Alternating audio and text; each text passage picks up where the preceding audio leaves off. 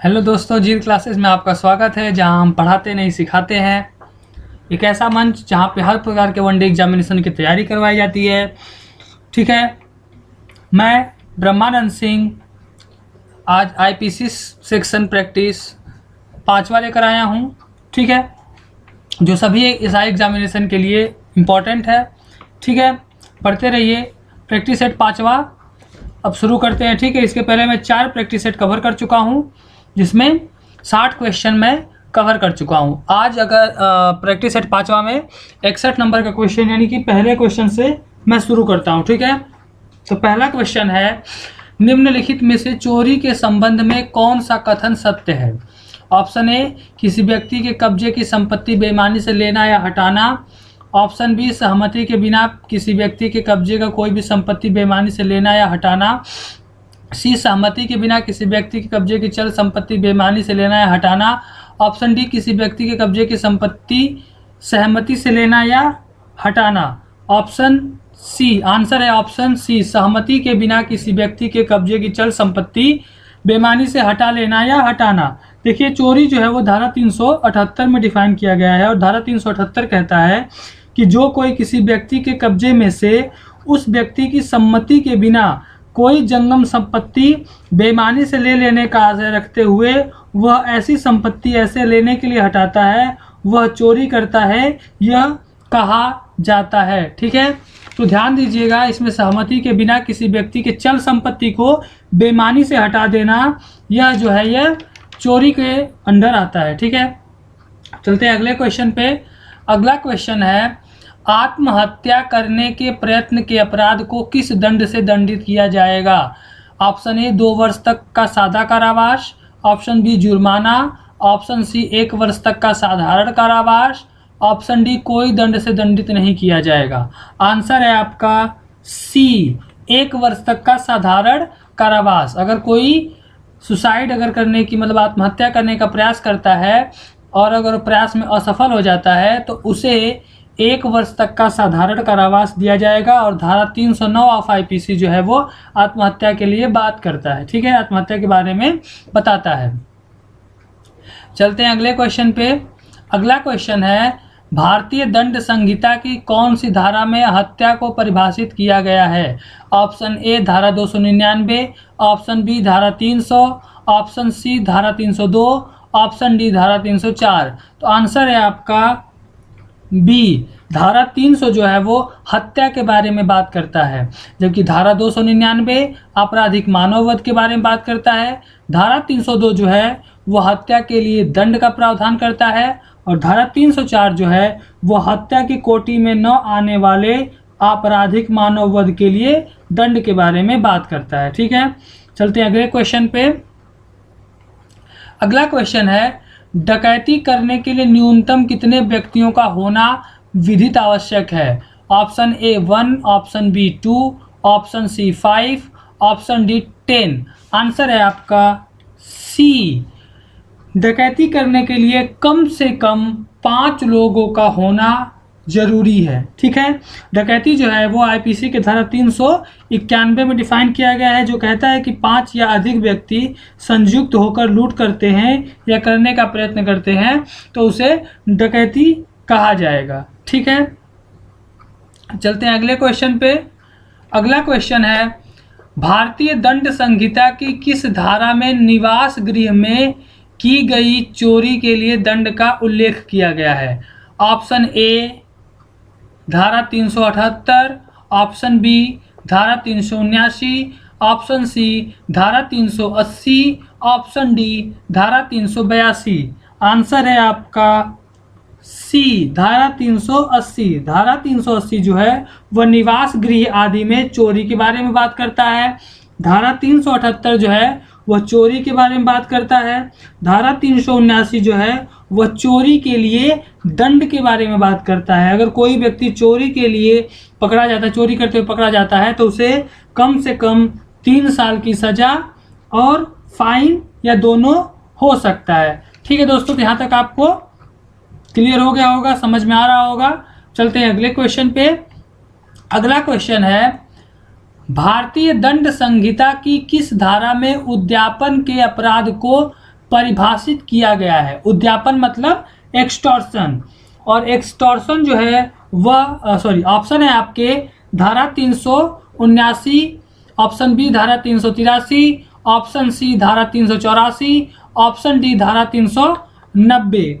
ठीक है, तो आंसर है आपका धारा 383 ऑप्शन बी। ऑप्शन बी जो है वह एक्सटॉर्शन के बारे में बात करता है, यानी उद्यापन के बारे में बात करता है। और एक्सटॉर्शन की डिफिनीशन में कहा गया है धारा 383 में कि जो कोई किसी व्यक्ति को स्वयं उस व्यक्ति को या किसी अन्य व्यक्ति को कोई क्षति करने के भय में शासन डालता है और तब द्वारा इस प्रकार के भय में डाले गए व्यक्ति को कोई संपत्ति या मूल्यवान प्रतिभूति या हस्ताक्षरित या मुद्रांकित कोई चीज जिसे मूल्यवान प्रतिभूति में परिवर्तित किया जा सके, किसी व्यक्ति को परिदत्त करने के लिए बेईमानी से उत्प्रेरित करता है, वह उद्यापन करता है। मान लीजिए क यह धमकी देता है कि यदि य ने उसको धन नहीं दिया तो वह य के बारे में मान हानिकारक अपमान लेख प्रकाशित करेगा। अपने को धन देने के लिए वही इस प्रकार य को उत्प्रेरित करता है। क ने उद्यापन किया, यहाँ पे एक्सटॉर्शन का केस दर्ज होगा। ठीक है, 384 में उद्यापन के लिए दंड के बारे में बात करता है, जिसमें 3 साल के लिए सजा और फाइन या दोनों हो सकता है। धारा 379 चोरी के लिए दंड के बारे में बात करता है, और धारा 390 लूट के बारे में बात करता है। ठीक है दोस्तों, तो यहाँ तक आपको क्लियर हो गया होगा। अब चलते हैं अगले क्वेश्चन पे। अगला क्वेश्चन है, भारतीय दंड संहिता की किस धारा में लूट के अपराध को परिभाषित किया गया है? ऑप्शन ए धारा 384, ऑप्शन बी धारा 386, ऑप्शन सी धारा 390, ऑप्शन डी धारा 391। ठीक है, तो इसका आंसर है आपका 390। 390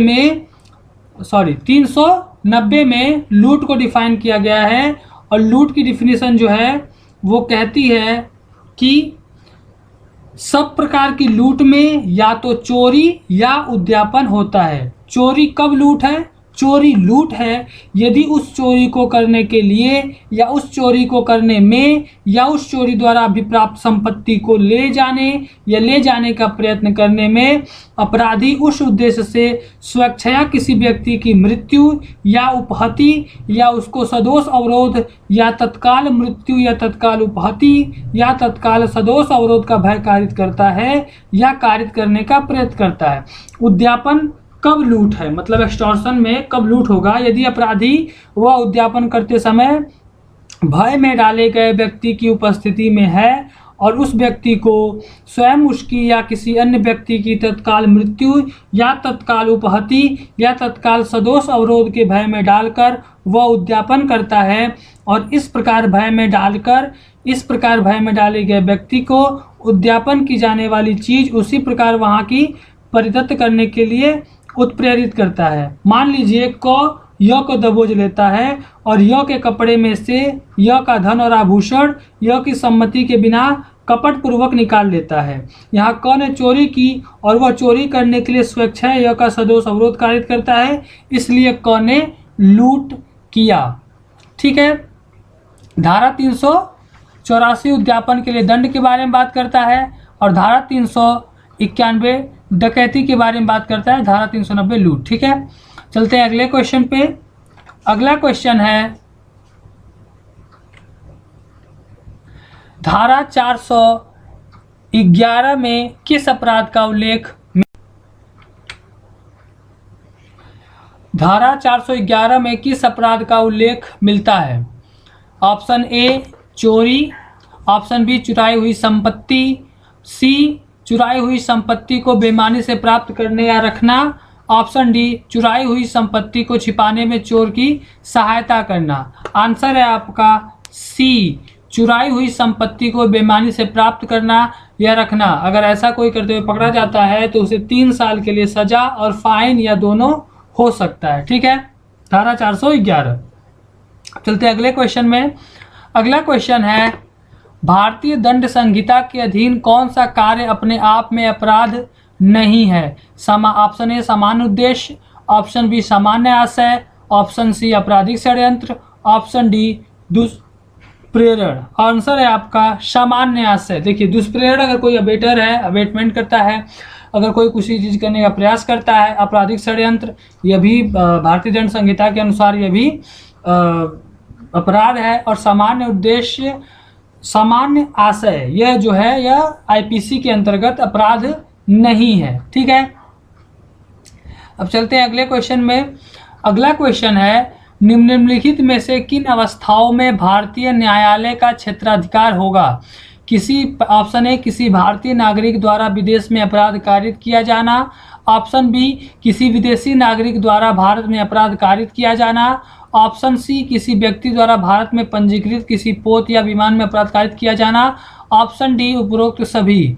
आंसर है आपका डी, सभी प्रकार की अवस्थाओं में भारतीय न्यायालय का क्षेत्राधिकार होगा। ठीक है, चलते हैं अगले क्वेश्चन पे। अगला क्वेश्चन है निम्नलिखित में से कौन सा दस्तावेज की परिभाषा में शामिल है। ऑप्शन ए बैंकर पर दिया गया चेक, बी मुख्तारनामा, सी मानचित्र, डी उपरोक्त सभी।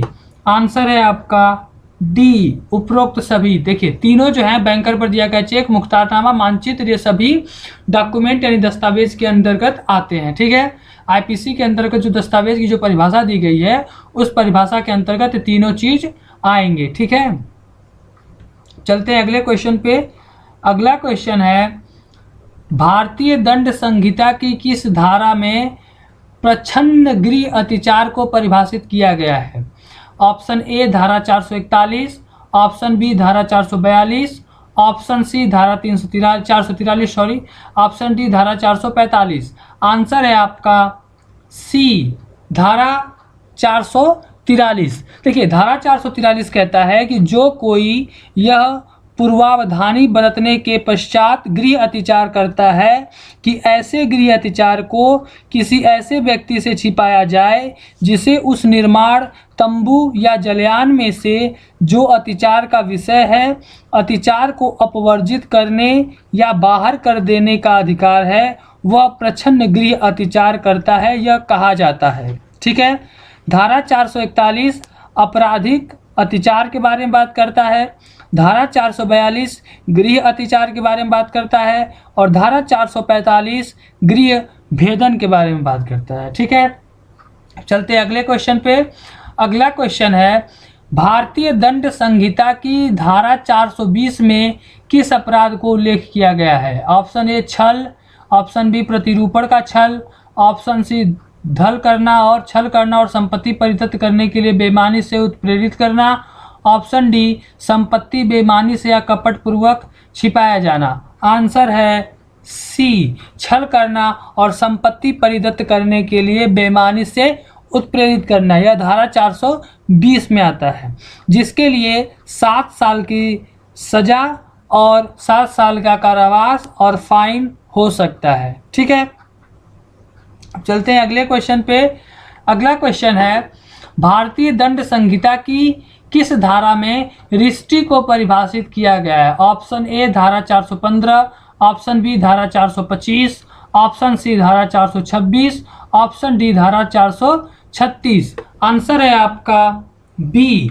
बी जो है धारा 425 जो है यह रिष्टि के बारे में बात करता है, यानी कि मिसचीफ के बारे में बात करता है।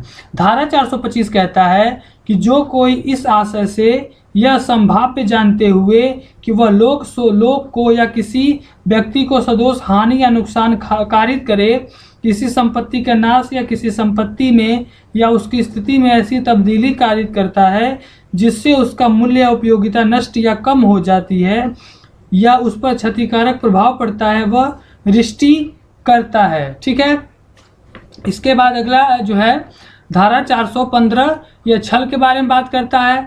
धारा 426 जो है यह रिष्टि के लिए दंड के लिए प्रावधान करता है और रिष्टि के लिए दंड का प्रावधान है 3 महीने की कारावास और फाइन। ठीक है, चलते हैं अगले क्वेश्चन पे।